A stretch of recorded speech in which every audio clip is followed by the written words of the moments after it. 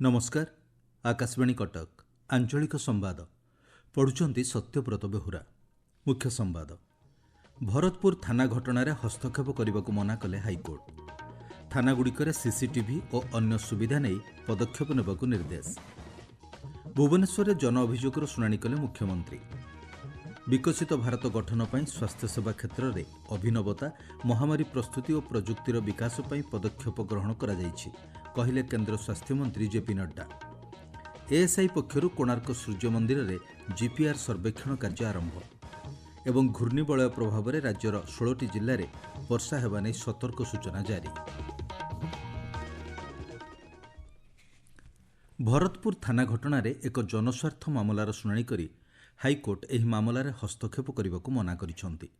यासह थानागुड़िक सीसीटीवी और अन्यान्य सुविधा नहीं पदक्षेप नेबाकू पुलिस विभाग को हाइकोर्ट निर्देश देइछंती। हाइकोर्ट थाना को आसुथिबा लोकंक प्रति हेउथिबा व्यवहारर तदारख पई आमिकस क्यूरी नियुक्त करिसंती। सेही भली घटनारे पीड़ितंक ना गणमाध्यम प्रकाश करने उपरे हाइकोर्ट रोक लगाइबाकू निर्देश जारी करिसंती। सूचनायोग्य एही घटनार विचार विभागीय तदंत पई गतकाली मुख्यमंत्री मोहन चरण माझी निर्देश देइथिले। आज एने गृह विभाग पक्षरु विज्ञप्ति प्रकाश पाइछि। जस्टिस चित्तरंजन दास अध्यक्षतार तदंत कराजिबो बोली विज्ञप्ति सूचना दिया जाइछि। मुख्यमंत्री मोहन चरण माझी आज भुवनेश्वर यूनिट 5 स्थित सरकारी बासभवन में जनसाधारणक विभिन्न अभियोगर शुणाणी करिसंती। मुख्यमंत्री सह मंत्री पृथ्वीराज हरिचंदन, रवि नारायण नायक, संपद स्वाई और गोकुलानंद मल्लिक समेत विभिन्न विभागर वरिष्ठ अधिकारी माने लोकमानक अभियोग शुणिछंती। ऑनलाइन पंजीकरण करिथिबा 1000 जन अभियोगकारी आज मुख्यमंत्री को साक्षात करबा पई अनुमति मिलिथिला। तेबे जेउमाने पंजीकरण न करी अभियोग करबाकू आसिथिले सेमानंग पई मध्य स्वतंत्र व्यवस्था करा जायथिला। परवर्ती सप्ताह हेबाकू थिबा शुणाणी रे सेमाने मुख्यमंत्री को साक्षात कर निज अभियोग दाखल करि परिबे बोली जणा पड़िछि। विकसित भारत गठन पर 2047 मसीहा सुधा स्वास्थ्य सेवा क्षेत्र में अभिनवता महामारी पर प्रस्तुति एवं स्वदेशी चिकित्सा क्षेत्र में प्रजुक्तिर विकास लगी परिवर्तनमूलक पदक्षेप ग्रहण करा जाइछि बोली केंद्र स्वास्थ्य मंत्री जेपी नड्डा कहिसंती। स्वास्थ्य मंत्रालयर स्वास्थ्य गवेषणा विभागर 100 दिनिया कार्यर सफल रूपायन संपर्क में घोषणा करी से कहिसंती मेडटेक मित्र माध्यम 250 रु अधिक उद्भावक स्टार्टअप कंपानी नियोजित होइछंती। सेही भली महामारी प्रस्तुति पई गुरुत्वपूर्ण पदक्षेप निया जाइछि। जातीय स्वास्थ्य मिशन अधीन एक स्वास्थ्य आभिमुख्य सह विभिन्न कार्यकलाप हाथକୁ निया जाइछि। सेही भली विरल रोग पई स्वदेशी औषधर विकास कार्यक्रम आरंभ होइछि बोली श्री नड्डा कहिसंती। आयुष्मान भारत प्रधानमंत्री जन आरोग्य योजनार 6 वर्ष पूर्ति अवसर में श्री नड्डा कहिसंती कौनसी देशर स्वास्थ्य ही समृद्धिर मूलदुआ। सुस्थ जनता देशर विकास और उत्पादन क्षेत्र में योगदान करिबारे सक्षम होइथांती। 2018 सेप्टेम्बर में आरंभ होइथिबा एही योजना आज विश्वर सबुठु बड़ स्वास्थ्य सुरक्षा योजना भावे परिगणित होइथिबा से कहिसंती। राज्य में नुआ सरकारक 100 दिन पूर्ति अवसर में बालेश्वर जिला सदर महकुमार प्रगतिर नूतन सूर्योदय तथा विकास मेला कार्यक्रम अनुष्ठित होइछि। एथिरे खाद्य जोगाण मंत्री कृष्णचंद्र महापात्र जोगदेई कहिसंती सरकार समस्त वर्गर आवश्यकता को दृष्टि रखी विभिन्न योजना लागू करिसंती। एही अवसर में आयोजित विकास मेला रे 25 स्टल में सरकारक विभिन्न जनकल्याणकारी कार्यक्रम प्रदर्शित करा जाइछि।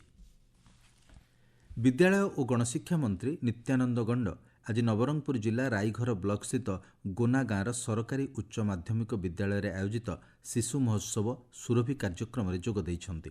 एही अवसर में से छात्र छात्री माननकु उज्जवल भविष्यत गठन पई कार्य करिबाकू परामर्श देइछंती। आपण माने आंचलिक संवाद शुणुछंती आकाशवाणी कटक केन्द्ररू। कोणार्क सूर्य मंदिर जीपीआर सर्वे कार्य आरंभ होइथिबा भारतीय प्रत्नतात्विक सर्वेक्षण संस्था एएसआई अधीक्षक डीडी गणनायक सूचना दैछंती। से कहिसंती Hyderabad national geophysical research institute एही सर्वे करुछि। एथिरे रेडियो वेव जरिया भूतलर 15 मीटर पर्यंत स्कानिंग हेउछि। एही समय मध्य माटी तले प्राचीन ऐतिह्यर संधान मिलिले ताहार पुनरुद्धार कराजिबो बोली श्री गणनायक कहिसंती। ओडिशा पुलिसर विभिन्न बाटालियन में खाली पड़िथिबा 1360 सिपाही पदवी पई आवेदन प्रक्रिया आरंभ होइछि। सेही भली डीपीओ कैडर रे खाली थिबा 177ଟି କନିଷ୍ଠ କିରାଣୀ ପଦବୀ ନିମନ୍ତେ ମଧ୍ୟ ଆବେଦନ ଆରମ୍ଭ ହୋଇଛି। ଇଚ୍ଛୁକ ତଥା ଯୋଗ୍ୟ ପ୍ରାର୍ଥୀମାନେ ଓଡ଼ିଶା ପୁଲିସର ୱେବସାଇଟ୍ odishapolice.gov.in ରେ ଆବେଦନ କରିପାରିବେ ବୋଲି ବିଭାଗ ପକ୍ଷରୁ କୁହାଯାଇଛି। ବୌଦ୍ଧ ଜିଲ୍ଲା କଣ୍ଟାମାଳ ବ୍ଲକ ଖଲିଆପାଲି ପଞ୍ଚାୟତ କାର୍ଯ୍ୟାଳୟଠାରେ ଆଜି ଜନଶୁଣାଣି ଶିବିର ଅନୁଷ୍ଠିତ ହୋଇଛି। ଏଥିରେ 72ଟି ଅଭିଯୋଗର ତତ୍କାଳ ସମାଧାନ କରାଯାଇଥିଲା।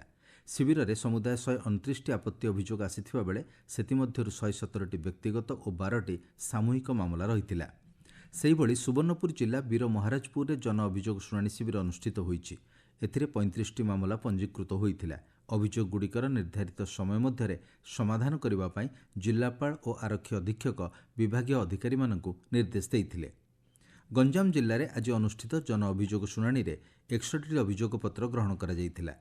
ଶିବିରରେ ଆବେଦନଗୁଡ଼ିକର ଶୁଣାଣି କରି ତୁରନ୍ତ ସମାଧାନ ପାଇଁ ଜିଲ୍ଲାପାଳ ଦିବ୍ୟଜ୍ୟୋତି ପରିଡ଼ା ବିଭାଗୀୟ ଅଧିକାରୀମାନଙ୍କୁ ନିର୍ଦ୍ଦେଶ ଦେଇଥିଲେ। ନୟାଗଡ଼ ଜିଲ୍ଲା ଭାପୁର ବ୍ଲକରେ ଆଜି ଜିଲ୍ଲାପାଳ ଅକ୍ଷୟ ସୁନୀଲ ଅଗ୍ରୱାଲଙ୍କ ଅଧ୍ୟକ୍ଷତାରେ ଜିଲ୍ଲାସ୍ତରୀୟ ଯୁଗ୍ମ ଜନ ଅଭିଯୋଗ ଶୁଣାଣି ଶିବିର ଅନୁଷ୍ଠିତ ହୋଇଯାଇଛି। ଏହି ଶିବିରରେ ମୋଟ ପଞ୍ଜୀକୃତ 135ଟି ମଧ୍ୟରୁ 18ଟିର ତତ୍କାଳ ସମାଧାନ କରାଯାଇଥିଲା।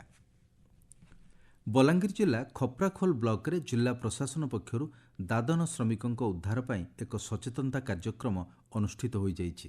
ସୂଚନା ଅନୁଯାୟୀ ଜିଲ୍ଲାର 5ଟି ବ୍ଲକ ଦାଦନ ପ୍ରବଣ ହୋଇଥିବା ବେଳେ ଏହାକୁ ରୋକିବା ପାଇଁ ସରକାର ପ୍ରୟାସ ଆରମ୍ଭ କରିଛନ୍ତି। ଏହି କ୍ରମରେ ବିଭିନ୍ନ ଅଞ୍ଚଳରେ ସଚେତନତା ସୃଷ୍ଟି ପାଇଁ ନିଷ୍ପତ୍ତି ହୋଇଛି। ସୁବର୍ଣ୍ଣପୁରର ଟାଉନ୍ ହଲ୍ ପ୍ରେକ୍ଷାଳୟରେ ଏକ ସାଂସ୍କୃତିକ ଅନୁଷ୍ଠାନ ପକ୍ଷରୁ ନୂଆଖାଇ ଭେଟଘାଟ 2024 ଅନୁଷ୍ଠିତ ହୋଇଯାଇଛି। ଓଡ଼ିଶା ବିଧାନସଭାର ମୁଖ୍ୟ ସଚେତକ ସରୋଜ ପ୍ରଧାନ ମୁଖ୍ୟ ଅତିଥି ଭାବେ ଯୋଗଦେଇ ସୁବର୍ଣ୍ଣପୁର ମାଟିର ଲୋକସଂସ୍କୃତି, ଲୋକଗୀତ ଓ ନୃତ୍ୟ ରାଜ୍ୟର ସାଂସ୍କୃତିକ ଅସ୍ମିତାକୁ ରୁଦ୍ଧିମନ୍ତ କରିଛି ବୋଲି କହିଛନ୍ତି। ଏହାସହ ହଜିଯାଉଥିବା ଲୋକକଳାର ପୁନରୁଦ୍ଧାର ପାଇଁ ପ୍ରୟାସ ଆରମ୍ଭ ହୋଇଥିବା ସେ କହିଛନ୍ତି। ଏହି ଅବସରରେ ସାଂସ୍କୃତିକ ଅନୁଷ୍ଠାନ କଳାକାରଙ୍କ ଦ୍ୱାରା ଲୋକନୃତ୍ୟ ଓ ଗୀତ ପରିବେଶିତ ହୋଇଥିଲା।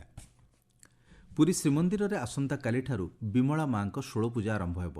ଏହି ଅବସରରେ ଦେବୀ ଦୁର୍ଗାଙ୍କ ସହସ୍ର କୁମ୍ଭାଭିଷେକ ଓ ଦେବୀ ଉତ୍ଥାପନ ନୀତି ମଧ୍ୟ ହେବ।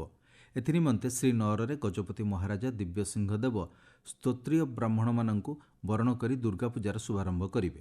16 ଦିନ ଧରି ହେବାକୁ ଥିବା ଏହି ପୂଜା ପାଇଁ ରାଜଗୁରୁ ପୁରୋହିତମାନଙ୍କୁ ଗଜପତି ମହାରାଜାଙ୍କ ଶ୍ରୀହସ୍ତ ଛୁଆଁ ଗୁଆ ଓ ନଡ଼ିଆ ପ୍ରଦାନ କରି ଆଚାର୍ଯ୍ୟ ବରଣ କରିବେ। ଏହି ଆଚାର୍ଯ୍ୟମାନେ ଆସନ୍ତାକାଲିଠାରୁ ଷୋଳପୂଜାର ବିଧି ଅନୁଯାୟୀ ପୁରୀରେ ଥିବା ଶକ୍ତିପୀଠଗୁଡ଼ିକରେ ଚଣ୍ଡୀପାଠ, ଦୁର୍ଗା ଆରାଧନା ନୀତି କରିବେ।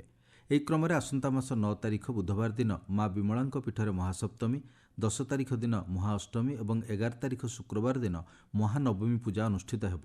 12 ତାରିଖରେ ମାଙ୍କ ବିଶ୍ରାମ ପୂଜା ହୋଇ 13 ତାରିଖ ରବିବାର ଠାକୁରାଣୀଙ୍କ ଦଶହରା ପୂଜା ସମ୍ପନ୍ନ ହେବ ବୋଲି ଜଣାପଡ଼ିଛି। ସେହିଭଳି ଆସନ୍ତାକାଲିଠାରୁ ମା କଟକ ଚଣ୍ଡୀଙ୍କର ମଧ୍ୟ ଷୋଡ଼ଶ ଉପଚାର ପୂଜା ଆରମ୍ଭ ହେବ। ମୂଳାଷ୍ଟମୀ, ଘଟ ସ୍ଥାପନ ସହ ଏହି ପୂଜା ଆରମ୍ଭ ହେବ। ଆସନ୍ତା ବୁଧବାର ମାଙ୍କ ସୁନାବେଶ ଅନୁଷ୍ଠିତ ହେବ। ଗଜପତି ଜିଲ୍ଲା ସଦର ମହକୁମା ପାରଳାଖେମୁଣ୍ଡିସ୍ଥିତ ଜିଲ୍ଲା ମୁଖ୍ୟ ଚିକିତ୍ସାଳୟ ପରିସରରେ ଆଜି ପ୍ରାପ୍ତବୟସ୍କ ବ୍ୟକ୍ତିଙ୍କ ନିମନ୍ତେ ଯକ୍ଷ୍ମା ପ୍ରତିଷେଧକ BCG ଟିକାକରଣ ଶୁଭାରମ୍ଭ ହୋଇଛି। କାର୍ଯ୍ୟକ୍ରମରେ ଜିଲ୍ଲା ମୁଖ୍ୟ ଚିକିତ୍ସା ଓ ଜନସ୍ୱାସ୍ଥ୍ୟ ଅଧିକାରୀ ଯୋଗଦେଇ କହିଛନ୍ତି 60 ବର୍ଷରୁ ଉର୍ଦ୍ଧ୍ୱ ବୟସର ସମସ୍ତ ବ୍ୟକ୍ତି ଏହି ଟିକା ନେଇପାରିବେ। ଜିଲ୍ଲାରେ ମୋଟ 70,791 ଜଣ ବୟସ୍କ ବ୍ୟକ୍ତି BCG ଟିକାକରଣ ପାଇଁ ଯୋଗ୍ୟ ବିବେଚିତ ହୋଇଥିବା ଜଣାପଡ଼ିଛି। ପାଣିପାଗ। ବଙ୍ଗୋପସାଗରରେ ଏକ ଘୂର୍ଣ୍ଣିବଳୟ ସକ୍ରିୟ ରହିଛି। ଏହାର ପ୍ରଭାବରେ ଆଜି ଲଘୁଚାପ ସୃଷ୍ଟି ହେବାର ସମ୍ଭାବନା ରହିଛି। ଭୁବନେଶ୍ୱର ଆଞ୍ଚଳିକ ପାଣିପାଗ ବିଜ୍ଞାନ କେନ୍ଦ୍ରର ସୂଚନା ଅନୁସାରେ ସମ୍ଭାବ୍ୟ ଲଘୁଚାପ ପ୍ରଭାବରେ ରାଜ୍ୟରେ ବର୍ଷାର ପରିମାଣ ବୃଦ୍ଧି ପାଇବ। ଆଗାମୀ 24 ଘଣ୍ଟା ମଧ୍ୟରେ 16ଟି ଜିଲ୍ଲାରେ ପ୍ରବଳ ବର୍ଷା ହେବା ନେଇ ସତର୍କ ସୂଚନା ଜାରି କରାଯାଇଛି। ମୁଖ୍ୟ ସମ୍ବାଦ ପୁଣିଥରେ। ଭରତପୁର ଥାନା ଘଟଣାରେ ହସ୍ତକ୍ଷେପ କରିବାକୁ ମନା କଲେ ହାଇକୋର୍ଟ। ଥାନାଗୁଡ଼ିକରେ CCTV ଓ ଅନ୍ୟ ସୁବିଧା ନେଇ ପଦକ୍ଷେପ ନେବାକୁ ନିର୍ଦ୍ଦେଶ। ଭୁବନେଶ୍ୱରରେ ଜନ ଅଭିଯୋଗର ଶୁଣାଣି କଲେ ମୁଖ୍ୟମନ୍ତ୍ରୀ। ବିକଶିତ ଭାରତ ଗଠନ ପାଇଁ ସ୍ୱାସ୍ଥ୍ୟସେବା କ୍ଷେତ୍ରରେ ଅଭିନବତା, ମହାମାରୀ ପ୍ରସ୍ତୁତି ଓ ପ୍ରଯୁକ୍ତିର ବିକାଶ ପାଇଁ ପଦକ୍ଷେପ ଗ୍ରହଣ କରାଯାଇଛି, କହିଲେ କେନ୍ଦ୍ର ସ୍ୱାସ୍ଥ୍ୟମନ୍ତ୍ରୀ JP ନଡ୍ଡା। ASI ପକ୍ଷରୁ କୋଣାର୍କ ସୂର୍ଯ୍ୟ ମନ୍ଦିରରେ GPR ସର୍ବେକ୍ଷଣ କାର୍ଯ୍ୟ ଆରମ୍ଭ। ଏବଂ ଘୂର୍ଣ୍ଣିବଳୟ ପ୍ରଭାବରେ ରାଜ୍ୟର 16ଟି ଜିଲ୍ଲାରେ ବର୍ଷା ହେବା ନେଇ ସତର୍କ ସୂଚନା ଜାରି। ଆଞ୍ଚଳିକ ସମ୍ବାଦ ଆଜି ପାଇଁ ଏତିକିରେ ଶେଷ ହେଲା। ଅଧିକ ସମ୍ବାଦ ଜାଣିବା ପାଇଁ ଆପଣମାନେ ଲଗ୍ଇନ୍ କରିପାରିବେ ଆମର ୱେବସାଇଟ୍ newsonair.gov.in।